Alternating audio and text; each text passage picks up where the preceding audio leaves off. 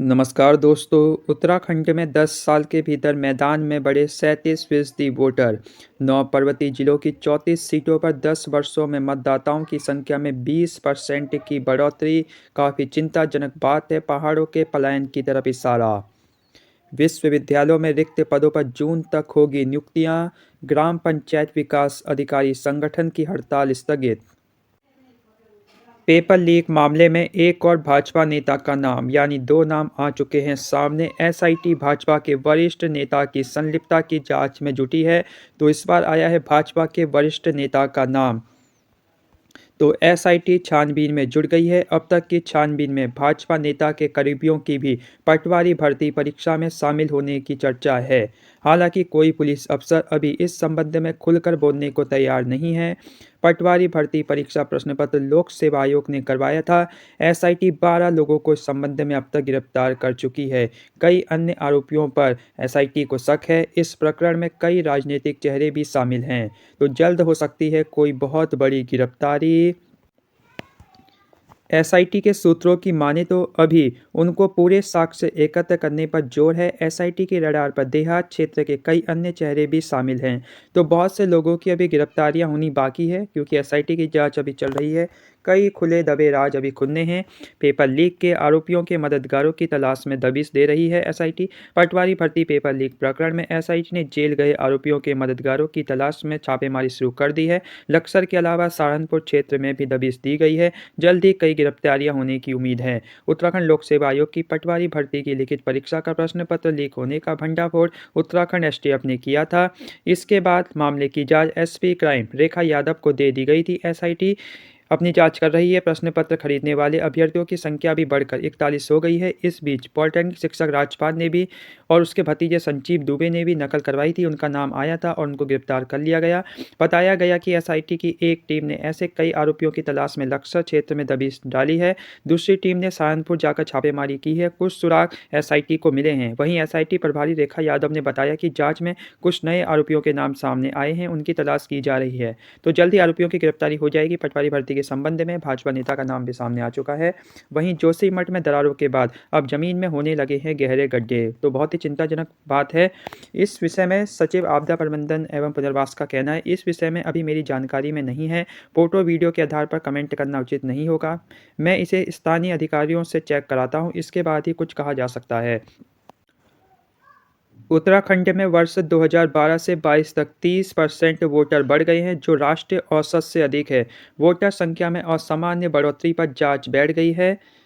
इस संबंध में एसडीजी फाउंडेशन के अध्यक्ष अनूप नौटियाल जी का कहना है, असामान्य बढ़ोतरी वाली सभी सीटें मैदानी जिलों की हैं।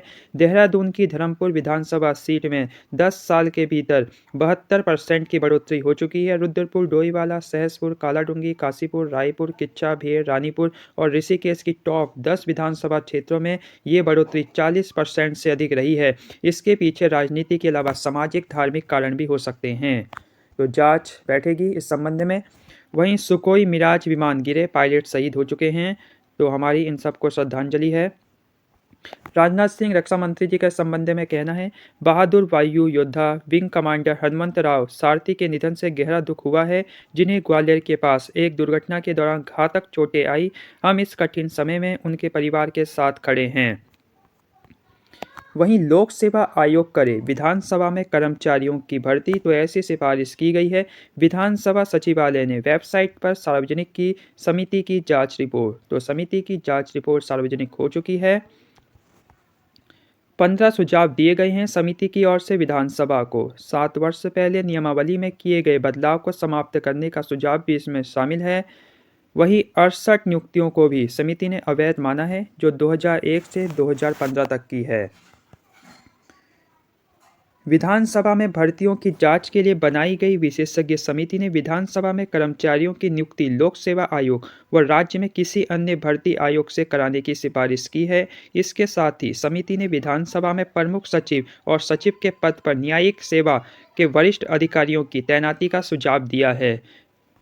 अगर सरकार मान लेती है सुझाव, तो आने वाले समय में विधानसभा सचिवालय में जितनी भर्तियां होंगी, विधानसभा में जो भर्तियां होंगी कर्मचारियों की, वो होंगी वो होंगी आपकी यूकेपीएससी के माध्यम से, लोक सेवा आयोग के माध्यम से। विधानसभा सचिवालय की रिपोर्ट विधानसभा की वेबसाइट पर सार्वजनिक किए जाने पर यह सच्चाई सामने आई है कि समिति की ओर से विधानसभा में कुल 15 सुझाव दिए गए हैं, जिसमें कर्मचारियों के रिक्त पदों पर भर्ती लोक सेवा आयोग व राज्य की अन्य भर्ती एजेंसियों से कराने की सलाह दी गई है। इसके साथ ही विधानसभा सचिवालय को विधायी विभाग के तहत ही रखे जाने, विधानसभा में पदों का ढांचा तैयार करने, कर्मचारियों के लिए एसीआर की व्यवस्था किए जाने, कर्मचारियों की भर्ती के लिए नई नियमावली बनाई जानी, 2016 में विधानसभा की नियमावली में किए गए बदलाव को समाप्त करने के साथ ही वाहन चालक और परिचालक की नियुक्तियां आउटसोर्स के तहत करने की सिफारिश की गई है। तो युवाओं के लिए खुलने वाले हैं नौकरियों के द्वार। उत्तराखंड में गौ तस्करी करने वाले अपराधियों पर लगेगा गैंगस्टर। मुख्यमंत्री पुष्कर सिंह धामी जी ने कहा कि उत्तराखंड में गौ तस्करी करने वालों पर गैंगस्टर एक्ट लगेगा। उन्होंने पुलिस महानिदेशक अशोक कुमार को ऐसे अपराधियों के विरुद्ध अभियान शुरू करने के निर्देश दिए हैं। वहीं अब मुगल गार्डन का नाम होगा अमृत उद्यान। 31 को खुलेगा अमृत उद्यान, 26 मार्च तक आम लोग इसे देख सकेंगे। वहीं आरएमएस कंपनी के मालिक समेत 3 की संपत्तियां होंगी जब्त। लखनऊ में चल रही कंपनी के मालिक राजेश चौहान की संपत्ति की जांच 90% पूरी हो चुकी है। 43 आरोपियों को गिरफ्तार किया गया था स्नातक स्तरीय परीक्षा भर्ती घपले के संबंध में। पेपर लीक मामले में आरएमएस टेक्नो सॉल्यूशन कंपनी के मालिक राजेश चौहान की संपत्ति को जल्द ही जब्त किया जाएगा। लखनऊ और ठाकुरद्वार में चौहान की संपत्तियों का आकलन करीब 90% पूरा हो चुका है। टीमें लगातार संबंधित जिलों के प्रशासन से संपर्क कर रही है। इसके अलावा सादिक मूसा और उसके एक दोस्त की संपत्तियों की जांच भी चल रही है। तो बहुत ही अच्छी बात है, बहुत ही अच्छा कदम है। एसआईटी ने लक्सर और सहारनपुर में भी दबिश दी है। पटवारी भर्ती परीक्षा पेपर लीक मामले में अब 12 आरोपियों की गिरफ्तारी हो चुकी है। एसआईटी ने अब आरोपियों की मदद करने वालों की तलाश शुरू कर दी है। तो बहुत जल्द अन्य गिरफ्तारियां भी होंगी। चैनल पर नए हैं तो चैनल को सब्सक्राइब करना ना भूलें, क्योंकि बोर्ड और विश्वविद्यालयों की परीक्षा पर भी लागू होगा नकल रोधी कानून। तो बहुत अच्छी खबर है। इस खबर में चैनल को सब्सक्राइब करना बनता ही है, क्योंकि बोर्ड और विश्वविद्यालय की परीक्षा में नकल रोधी कानून जल्द ही आपका आ जाएगा। न्याय विभाग ने सुझावों के साथ कार्मिक विभाग को नकल रोधी अध्यादेश लौटाया है। आइए देखते हैं इस खबर को। जल्द आएगा अध्यादेश। तो पुष्कर सिंह धामी जी का कहना है, हम नकल रोधी अध्यादेश लेकर जल्द आ रहे हैं। उसमें कठोर प्रावधान होंगे। नकल कराने और करने वालों को 10 साल की सजा होगी। कोई अभ्यर्थी संलिप्त पाया जाएगा तो अगले 10 वर्ष तक परीक्षा में भाग नहीं ले पाएगा।